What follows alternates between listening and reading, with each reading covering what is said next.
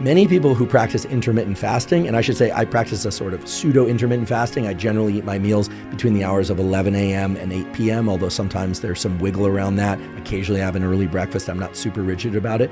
Intermittent fasting has a lot of different potential benefits.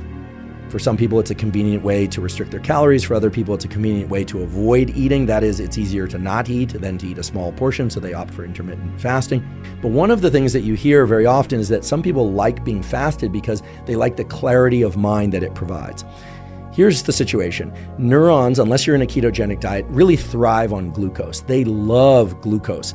And as I mentioned before, your ability to think and perceive things is actually enhanced by having sufficient glucose in your bloodstream.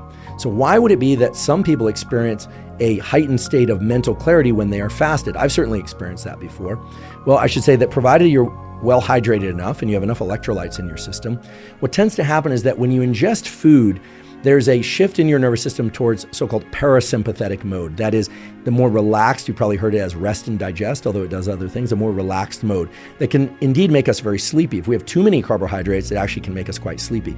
However, if we have any food, if we have enough of it, that is, if our gut is full, it diverts blood to our gut and we become sleepy and we can't focus as well. So a lot of people really like fasting in the state of being fasted for focus and concentration because they don't have as much of that parasympathetic activation. They're just not as sleepy. And